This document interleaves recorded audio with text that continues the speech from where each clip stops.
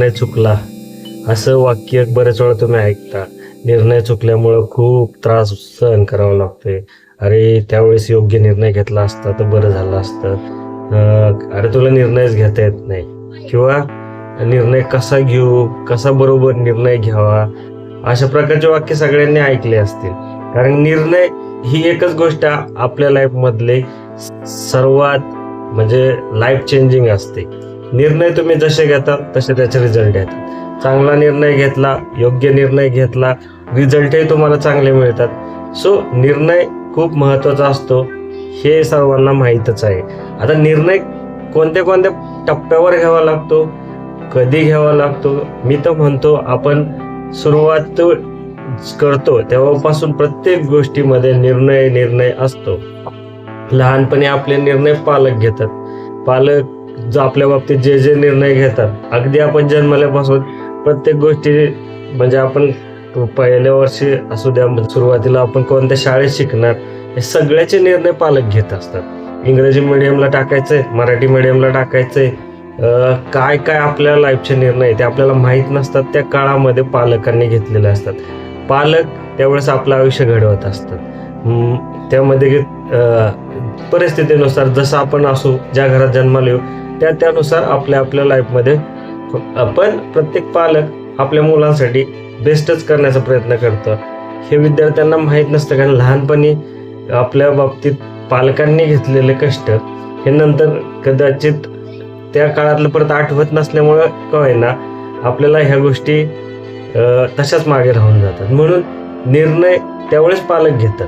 पण एक वय येतं, वेळ येतं, ज्यावेळेस समजा आता 8वी असेल, 10वी असेल, 10वीच्या काळामध्ये निर्णय घ्यावा लागतो तो पालक आणि विद्यार्थ्यांना मिळून. म्हणजे 10वीला किती मार्क पडलेले आहेत याच्यावरून डिप्लोमा घ्यायचं का 11वी घ्यायचं, हा महत्त्वाचा प्रश्न पडतो कधी, ज्यावेळेस तुम्ही 10वीच्या उंबरठ्यावर उभा असतात. प्रत्येक वेळेस निर्णय घेणं तुम्हाला बांधीलच होऊन जातं. 10वीतून तुम्ही पास झाले, आर्ट घ्या, कॉमर्स घ्या का सायन्स घ्या, 3 ब्रांच सगळ्यांपुढे उभा राहतात. आता 10वीतलं गावातली शाळा संपलं, त्या शाळेतून आता आपल्याला कॉलेजला जायचं. आता कॉलेजला जायचं तर कुठे जायचं, गावात जायचं, गावाच्या बाहेर जायचं, हा पहिला निर्णय. त्याच्यानंतर दुसरी गोष्ट, सायन्समध्ये जायचं, आर्ट्समध्ये जायचं, कॉमर्समध्ये जायचं, हे स्ट्रीम निवडताना निर्णय. जाऊ द्या 11वी करायचीच नाही म्हणलं तर डिप्लोमाला जायचंय. मग डिप्लोमाला गेल्यानंतर कोणता निर्णय घ्यायचा, डिप्लोमामध्ये गेल्यानंतर कम्प्युटर इंजिनियर व्हायचंय, इलेक्ट्रॉनिक्स इंजिनियर व्हायचंय, त्याच्यानंतर इलेक्ट्रिकल, अशा खूप साऱ्या ब्रांच दिसतात. मग आता निर्णय तर एकच घ्यायचा असतो. प्रत्येक टप्प्यावर असे खूप सारे ऑप्शन येऊन उभा राहतात आणि त्याच्यानंतर आपल्याला फक्त एक मार्ग सापडतो, तिकडे जाऊन आपल्याला निर्णय घ्यायचा असतो. म्हणून हा निर्णय घेणं ही एक खरं तर कला आहे. ज्या लोकांना जमतं ते कदाचित खरंच यशस्वी होतात. बऱ्याच वेळेस आहे ना, खूप साऱ्या गोष्टी आपल्या समोर असतात, पण निर्णय घेता न आल्यामुळं राईट किंवा चुकीचा निर्णय आपल्याला अपयशाकडे नेतोय, बरोबर निर्णय यशाकडे नेतोय. एक 3 इडियट्स मूवीमध्ये एक तो फरहान नावाचा कॅरेक्टर दाखवलं होतं, जो इंजिनिअरिंग करत असतो, त्याला खरं तर फोटोग्राफर व्हायचं असतं आणि तो त्याचं लेटर पोस्ट करण्यासाठी त्याच्या बॅगमध्ये ठेवतो, पण ते टाकण्याची कधी हिंमतच होत नाही. तो त्याचा निर्णय त्याचा मित्र घेतो, ज्याचं कॅरेक्टर आमिर खानने केलं, आणि मग त्याच्यानंतर त्याचं लाईफ चेंज होतं.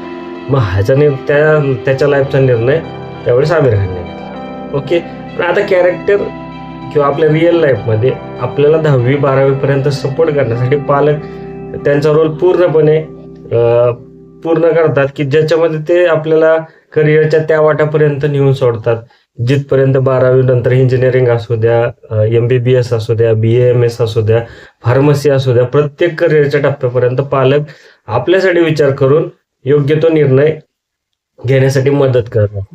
मग निर्णय घेण्याची ही कला, निर्णय बरोबर आहे का चूक आहे हे पडताळत बसण्यापेक्षा सुरुवातीलाच कसा निर्णय योग्य घेतला जाईल ह्याच्या बाबत आपण खरं तर विचार केला पाहिजे. कारण की निर्णयच ठरवतो की उद्या काय होणार आहे ते. म्हणून या निर्णयाबद्दलच आपण आता या व्हिडिओमध्ये पूर्ण पाहणार आहोत. तर निर्णय बरोबर आहे का चूक आहे हे आपल्याला समजतं कधी, ज्यावेळेस तो निर्णयाचा रिझल्ट येतो. म्हणजे आपण समजा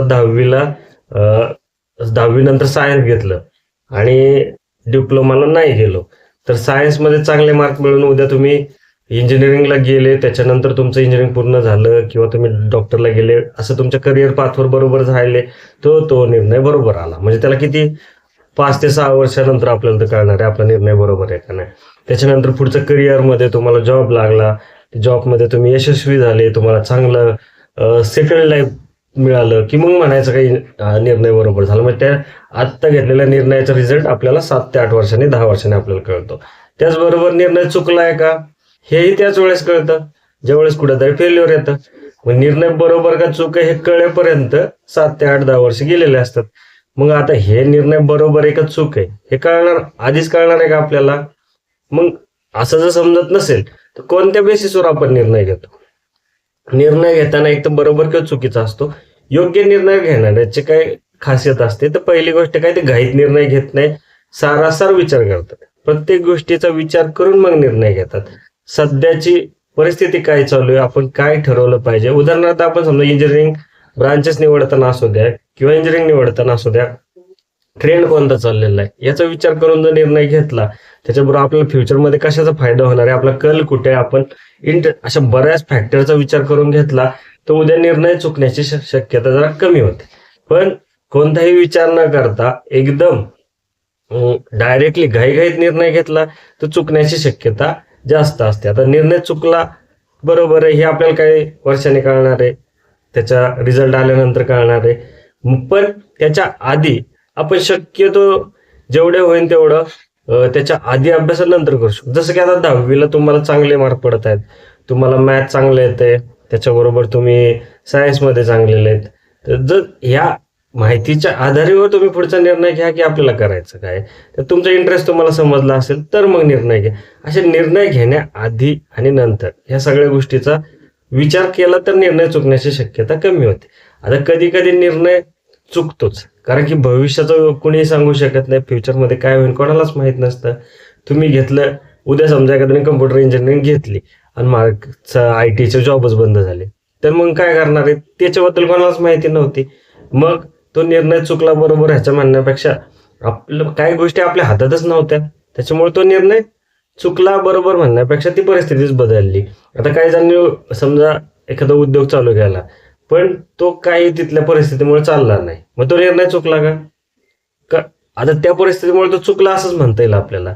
पण कदाचित तिथून तो काहीतरी शिकून परत तोच त्याच उद्योगात परत यशस्वी होऊ शकतो आणि कुठेतरी मोठा उद्योग टाकू शकतो. असे प्रत्येक गोष्ट शिकायला मिळत असते, फक्त निर्णय वेळेवर घेता आला पाहिजे.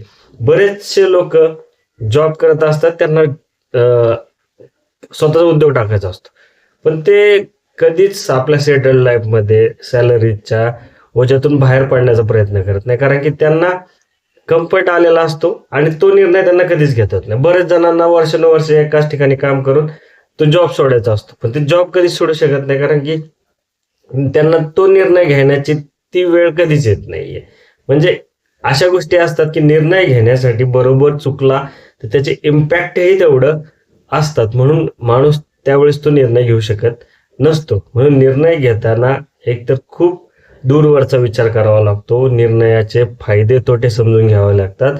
निर्णय बरोबर आला तर फायदा होतोय ठीक आहे, पण चुकला तर त्याचे परिणाम खूप वाईट होतात. जसं की 11वी 12वीच्या वयात मुलांना त्यावेळेस कळत नसतं की आपण आत्ता अभ्यास नाही केला तर त्याचे परिणाम काय होणार आहे. मग त्यात भरपूर निर्णय चुकतात आणि त्याच्यामुळे हळूहळू मग थोडंसं त्याच्यानंतरच्या शिक्षणामध्ये अडचण येते. म्हणून निर्णय घेण्याची क्षमता असणं खूप गरजेचं.